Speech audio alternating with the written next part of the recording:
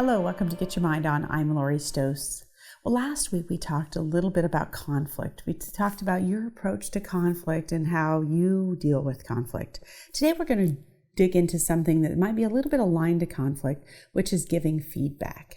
That sometimes we don't give feedback because we might feel it's a little bit of a conflict and we don't really want to give it, especially if it's not positive. And so we do a little bit of avoidance of that. So today we're going to drill into a little bit about giving feedback. So when you think about your role, whether you're a leader or manager or team member, it's really important to make sure we're in a constant dialogue and that we're in a constant feedback loop. I think that's really helpful to know and make sure people are aligned, to make sure that if we have expectations or if we're working on a project, that we're aligned in terms of the feedback along the way, especially if we have expectations that aren't being met. So first, let's land on that a little bit as a manager.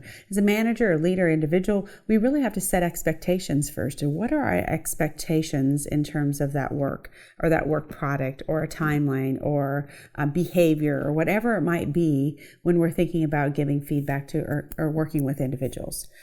Then if that's not being met, obviously we need to give feedback, whether it's good or bad, right?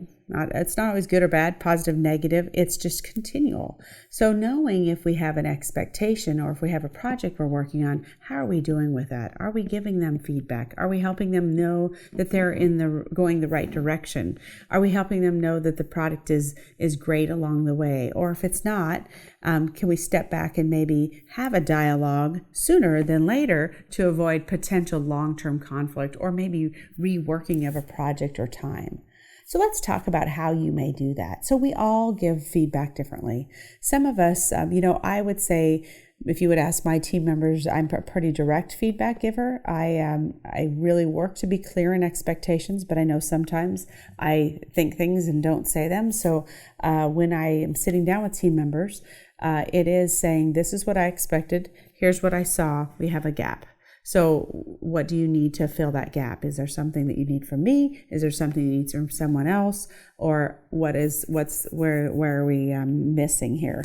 And so I really like to do that early. The reason I like to do that early and constant is because then it doesn't catch anybody off guard or it doesn't send them on a different path. I really want them to be successful. And so to me, giving them that feedback along the way, we were just having this conversation the other day, Rhonda and I, and she's like, no, I'm glad you tell me along the way because then I can continually tweak it. And so that's just a way that I do it because I feel comfortable. I want my team to be successful. Yes, I might have a specific way of doing things that I'm a little pickier. I know that with my maximizer. So I just want to make sure we're all on the same page with that. So I really like the relationship piece of my team. I love to make them successful. Therefore, I want to give them consistent feedback so they're being better all the time. You may be one that is more of a thinker, and so it might take you a little bit longer to process and observe behavior before you want to give feedback. And if that's the case, make sure when you sit down with them, when you're processing, you talk out loud. Sometimes when we have something in our head, we're not always clear about what that means to the individual. So make sure that they're clear when we give feedback before they walk away knowing what you're saying to them. That's good in every instance, is make them repeat back what they heard to make sure that you're aligned. Now, some of us are drivers. I mean, we are achievers and responsibility and get things done and have pretty high expectations. And we have expectation of our team members, but we don't tell them that.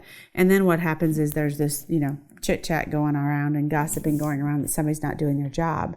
And I had a group in Minneapolis last week, and we were having this conversation because both of the leaders are high achievers and high responsibility. They just are, their intensity is great. They get a lot done in a short amount of time. But sometimes as owners, then we expect everybody else to be that way, and they're not. And so then there's disappointment, and then there's, what does that feedback loop look like? So I think first, as if you have those strengths, you kind of need to step back and say what's realistic based off that person's job. They may not be able to to perform at that intensity level as you are, you might want to step back first and evaluate that before you give them the feedback. And when you're giving them feedback, I think it's important to be clear about what tasks you're wanting them to do in a specific amount of time. I think it's important to make sure that the time factor is attached there, because they may or may not have a high level of responsibility. They may just have they may think different. This was a creative group, so they're creative, so they like the creative think time. Well, sometimes if we don't give them timelines, the creativity flow goes a little longer. If they need it, they need to come back to you and ask for it. But if we don't give timelines, we have a tendency to maybe go beyond those timelines. So timelines, and the other thing is percent time. Helping people understand, here's about how much time I expect it would take you, or you need to come back and talk to me if it's taking more than this amount of time, because percent time in a role is really, really clear that I might have had an expectation that it was supposed to be 25% of your week, and it ended up being 50. And so we need to just make sure we're on the same page. So feedback is important. So when we think about continual improvement, continual consistency in role and expectations, is that feedback loop needs to continue to occur all the time. So what you really have to just think about is, what is your way that you're most comfortable, that works for you, but also understand the other individual's way as well, so they don't take it personally. So if you give feedback to somebody who's very relational, they might take it personally and feel down. And you kind of might have to help them understand that this is just being clear to set them up for success. For somebody who's a driver and competitive and has a good ego, they might feel a little bit, sometimes it motivates them for that feedback. They usually want to get better, and they usually want to win. And if this feedback helps them win, great.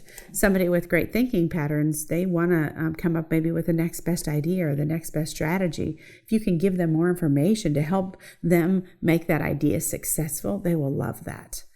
So when we think about that, think about positive charge this week. First, think about feedback for you. Is it easy for you to give feedback? 2, what is your style of feedback? When you think about, are you kind of wrapping it around tasks or thought process or influencing others or building relationships? What is your way?